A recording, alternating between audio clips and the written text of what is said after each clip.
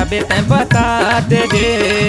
तै तो मोर मन के मैना तरे कहाँ जाबे तै बता दे रे। अरे पाछू पड़े हावे तोर ये भवानी तोर दीवाना रे। अरे पाछू पड़े हावे तोर ये भवानी तोर दीवाना रे। तै तो मोर मन के मैना तरे कहाँ जाबे तै बता दे रे। अरे पाछू पड़े हावे तोर ये भवानी तोर दीवाना रे।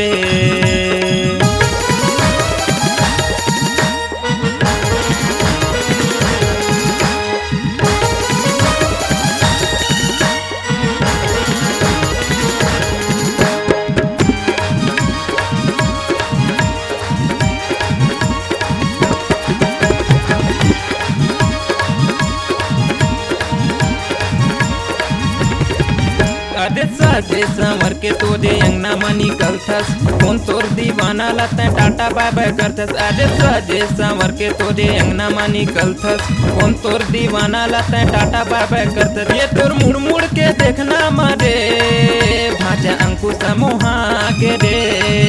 ये तोर मुड़ मुड़ के देखना मारे भाजा अंकुश मोहा के रे।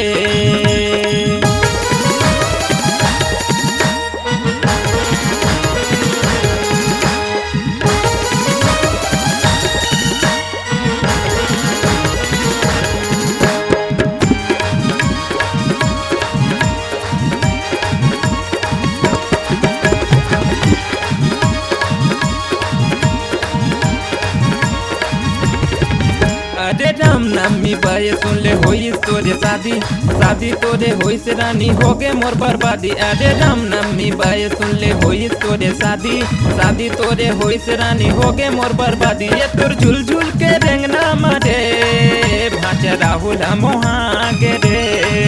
ये तोर झुल झुल के रेंगना मारे भाई सोनू मोहा गे रे।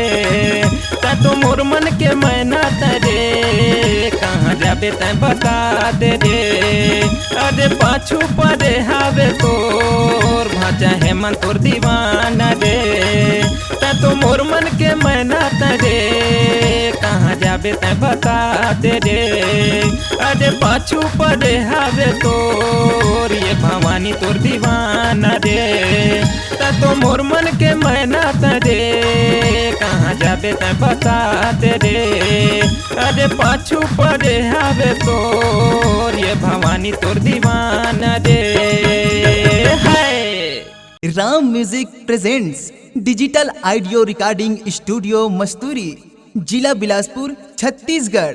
संपर्क करें 9131835716 9669322151।